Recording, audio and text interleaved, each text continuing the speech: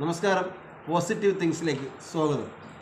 നമ്മൾ ഇന്നലെ പറഞ്ഞു വന്ന വിഷയം മുൻകോപത്തെ പറ്റിയായിരുന്നു. ഇന്നലെ പറഞ്ഞു വന്നത് ആ മുൻകോപം പുരുഷന്മാരിൽ മദ്യപാനത്തിൻ്റെ ശീലം ഉണ്ടാക്കി തുടങ്ങിയിട്ടുണ്ടോ എന്നാണ് നമ്മൾ ഇന്നിവിടെ പരിശോധിക്കുന്നത്. അപ്പം മദ്യപാനം തുടങ്ങിയിട്ടുണ്ടെങ്കിൽ അതിൻ്റെ പ്രധാന കാരണങ്ങൾ എന്താണ് എന്നാണ് നാം പരിശോധിക്കേണ്ടത്. അതായത് 1-2 വർഷങ്ങൾക്ക് മുമ്പ് ലോക രാജ്യങ്ങളെ ആകെ തന്നെ ഭീതിയിലാഴ്ത്തിയ ഒരു മഹാരോഗമായിരുന്നു, ഒരു മഹാവിപത്തായിരുന്നു കോവിഡ്-19. ഈ കോവിഡ്-19 വന്ന സമയത്ത് നഗ്ന നേത്രങ്ങൾക്ക് പോലും കാണാൻ കഴിയാത്ത ഒരു കുഞ്ഞൻ വൈറസ് ലോകത്തെ ജനങ്ങളെ ആകെ മുൾമുനയിൽ നിർത്തി.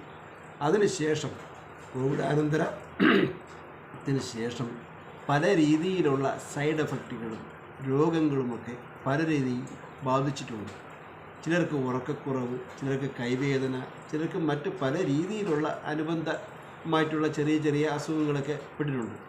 അങ്ങനെ ഉറക്കം കിട്ടാത്ത പലരും ചിന്തിച്ചു, ഒരു മദ്യപാനത്തിലോട്ട് പോയി കഴിഞ്ഞാൽ രാത്രി സുഖമായിട്ട് ഉറങ്ങാമല്ലോ എന്നുള്ള ഒരു വിശ്വാസത്തിൽ പലരും മദ്യപാനത്തിലോട്ട് പോയിട്ടുണ്ട്.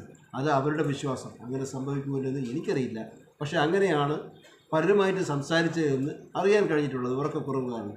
നമ്മുടെ വിഷയം അതല്ല. വ്യത്യസ്ത കുടുംബത്തിൽ നിന്ന് വന്നിട്ടുള്ള ഒരു സ്ത്രീയും പുരുഷനും തമ്മിൽ വിവാഹിതരാകുന്നു. ആ വിവാഹിതരായതിനു ശേഷം അവർക്ക് സ്വാഭാവികമായിട്ടും ഒരു കുഞ്ഞ് ജനിച്ചു. ഒരു പെൺകുട്ടിയാണെന്നിരിക്കട്ടെ. ആ പെൺകുട്ടി ജനിച്ചതിന് ശേഷം അവർ ചെയ്യുന്നത് അവരുടെ ബെഡ്റൂമിൽ, അതായത് കുഞ്ഞിനെ മധ്യഭാഗത്തും അതുപോലെ തന്നെ അച്ഛനമ്മമാർ 2 സൈഡിലുമായിട്ടാണ് കിടക്കാറുള്ളത്. ആ കുഞ്ഞ് ഇങ്ങനെ വലുതായി വരുന്നു. അത് 2 വയസ്സായി, 3 വയസ്സായി, 6 വയസ്സായി, 8 വയസ്സായി, 10 വയസ്സായി. എന്നിട്ടും ആ കുഞ്ഞിനെ മാറ്റിക്കിടത്തുവാനോ ഇല്ലെങ്കിൽ മറ്റൊരു റൂമിലോട്ട് മാറ്റുവാനോ അവർ തയ്യാറായില്ല. ഈ തയ്യാറാവാത്തതിൻ്റെ ഭാഗമായിട്ട് അവർ 2 പേരും തന്നെ 2 ദിക്കിലോട്ടായി അവരുടെ കിടത്ത. അതായത് അവരുടെ അവരുടെ ഇടയിലുള്ള ജീവിതത്തിൻ്റെ തുടക്കത്തിന് ഇല്ലെങ്കിൽ ജീവിത രീതിക്ക് അകലം തുടങ്ങി എന്നാണ് നാം മനസ്സിലാക്കേണ്ടത്.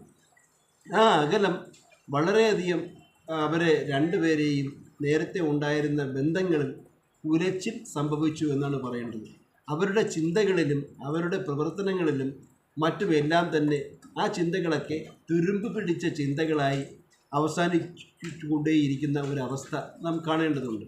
ഇങ്ങനെയുള്ള വീടുകളിൽ അപ്പോൾ നമ്മുടെ ശരിക്കും പറഞ്ഞാൽ നമ്മുടെ ഗൃഹനാഥൻ എന്ന് പറയുന്ന ചെറുപ്പക്കാരനായിട്ടുള്ള 30, 32, 35 വയസ്സുള്ള ചെറുപ്പക്കാരനായിട്ടുള്ള അയാൾ വിചാരിക്കും, ഒന്ന് താമസിച്ച് വീട്ടിൽ പോയാൽ മതിയല്ലോ, ഇത്രയും നേരത്തെ തന്നെ എനിക്ക് പോകേണ്ടതില്ലല്ലോ, ജോലിയെല്ലാം കഴിഞ്ഞ് കുറച്ച് കഴിഞ്ഞ് കൂട്ടുകാരുമായിട്ടൊക്കെ സഹകരിച്ചതിന് ശേഷം വീട്ടിൽ പോയാൽ മതിയല്ലോ എന്നുള്ള ഒരു ചിന്ത അയാൾ തുടങ്ങി. അതിനുശേഷം മറ്റു കൂട്ടുകാരുടെ ആ കൂട്ടശീലം അനുസരിച്ച് ഒന്ന് ചെറുതായിട്ടൊന്ന് മെലിഞ്ഞു നോക്കി, അതായത് ഒന്ന് മദ്യപിച്ച് നോക്കി.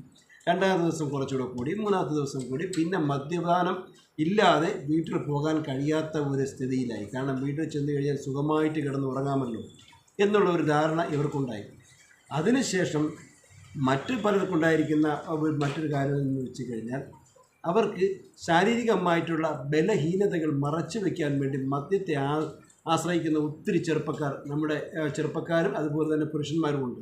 കാരണം ബെഡ്റൂമിൽ ചെന്ന് കഴിഞ്ഞാൽ ചിന്തകളെ മാറ്റി വ്യതിചലിപ്പിച്ച് വിടണമെങ്കിൽ മദ്യപിച്ച് കിടക്കണം. അപ്പോൾ മദ്യപിച്ചിട്ട് കിടക്കപ്പോഴത്തേക്ക് സ്ത്രീ ഒരുക്കി വിചാരിക്കുമല്ലോ, അദ്ദേഹം മദ്യപിച്ചിട്ട് കിടക്കുകയാണ്, എങ്ങനെയും കിടന്ന് ഉറങ്ങിക്കളയാം.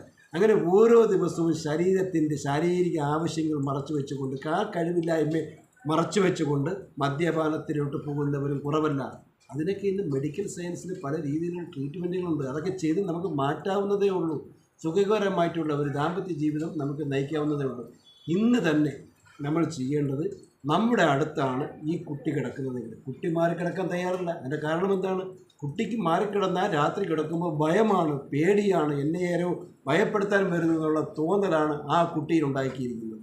അതുകൊണ്ട് ഇന്ന് തന്നെ നമ്മൾ ചെയ്യേണ്ടത്, ഈ കുട്ടിക്ക് സ്വന്തമായിട്ടൊരു ബെഡ്റൂം തയ്യാറാക്കി ആ കുട്ടിയെ അങ്ങോട്ട് കിടക്കുവാൻ പ്രേരിപ്പിക്കുക. അച്ഛനും അമ്മയ്ക്കും അത് കുട്ടിയോട് പറയാൻ കഴിയില്ല എന്നുള്ളത് വിവരം നമുക്കറിയാം.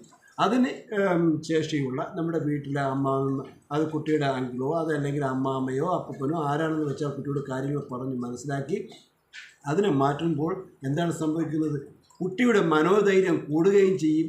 ഇവിടെ അച്ഛനമ്മമാർ അനുഭവിക്കുന്ന പല രീതിയിലുള്ള ബുദ്ധിമുട്ടുകൾക്കും വിരാമം ഇടുകയും നല്ല സുഖകരമായിട്ടുള്ള ഒരു ജീവിതം നയിച്ച് മുന്നോട്ട് പോകുവാനും നമുക്ക് കഴിയും. അങ്ങനെ നിങ്ങളുടെ വീടിൻ്റെ ഉള്ളിൽ പോസിറ്റീവായിട്ടുള്ള എനർജി ധാരാളം നിറഞ്ഞു നിൽക്കട്ടെ. സുഖകരമായ ഒരു ജീവിതം മുന്നോട്ട് പോകുവാനുള്ള പോംവഴിയാണ് ജീവിതാനുഭവത്തിൽ നിന്ന് ഞാൻ ഷെയർ ചെയ്തിരിക്കുന്നത്. നന്ദി, നമസ്കാരം. ഇതുമായിട്ട് നമുക്ക് വീണ്ടും കാണാം.